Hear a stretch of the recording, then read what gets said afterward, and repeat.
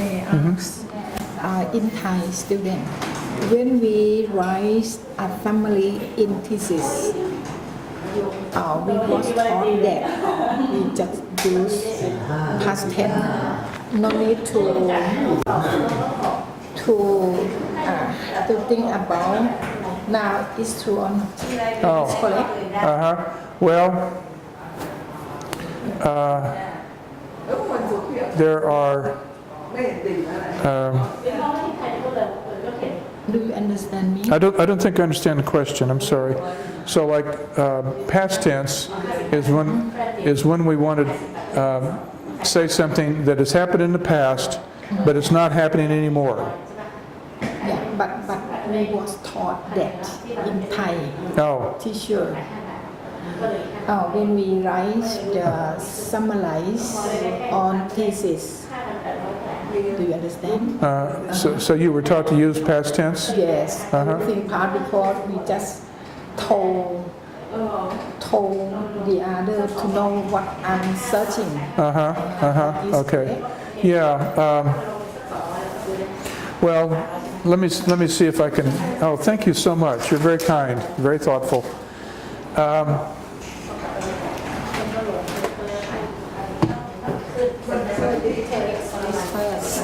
Thank you so much.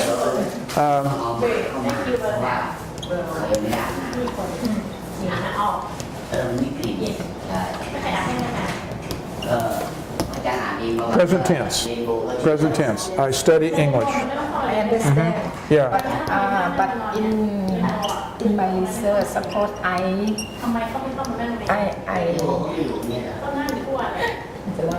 Yeah. So this means that I studied in the past, but I'm not studying anymore. When you say I studied, that means that I studied English, but it means that it's over. I'm not doing it anymore. Yes. But if we say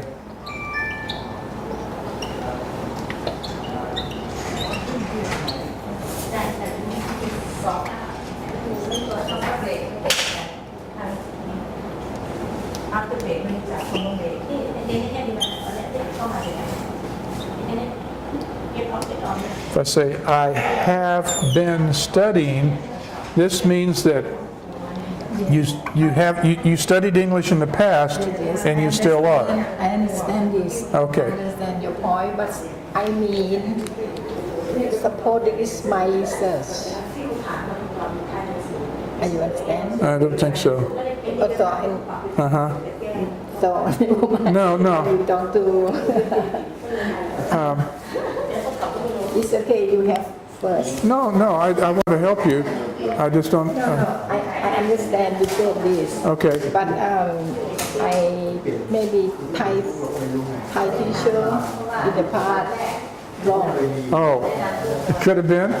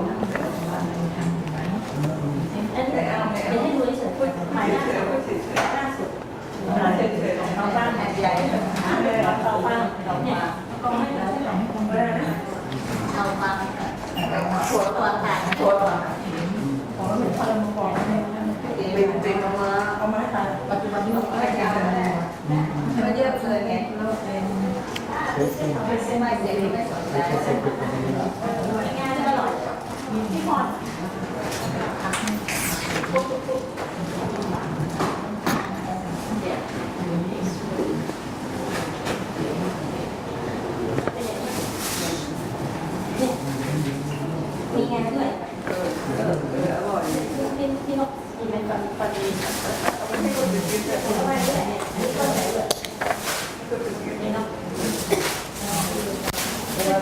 Oh, I didn't see you slip in. And Good morning. last night I did my homework really late. Oh, I looking for a new word to explain, anything to explain about Thai architecture. oh yeah, We need to. yeah. It's very unique. The Thai architecture is very, very unique. Yeah. Although, when I was at Angkor Wat, what I noticed at Angkor Wat, not so much at the other Wats, but at Angkor Wat especially, I noticed similarities between the architecture at Angkor Wat and the architecture in the ancient Greek buildings in Athens. The columns and the colonnades and the decorations, the ornamentation at the top of the columns, it was very similar. And and I wondered, I don't know if that was just coincidence or if at some point builders from Thailand had been to Greece or builders from Greece had been to Thailand, you know, if there'd been any commerce between the two. Because I noticed the plan was very similar to the ancient Greek temples. You know, the temples for ancient Greek mythology, they had what were called colonnades, and the colonnades and the columns. I saw a lot of similarities there. I found that kind of interesting. You know, how the two cultures on the other sides of the world could have similar architecture and similar designs even. You know, They have relation with the religion. Yeah. We cannot separate Buddhism and Hinduism. Yeah. When you go to see old temple, today I have explained. Yeah. I look forward to that. Yeah, I look forward to that. Well,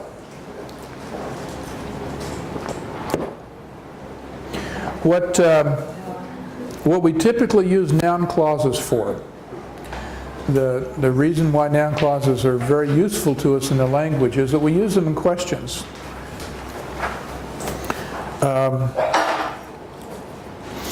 So the first sentence that we were talking about, Emily realizes that Brenda has a good brain.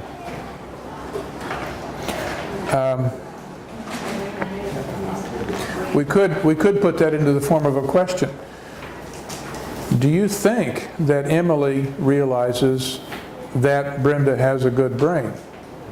So the clause, the introductory word "that" can be used to introduce a noun clause when we want to ask a sentence. Let me show you another example. I think that you are a clever class.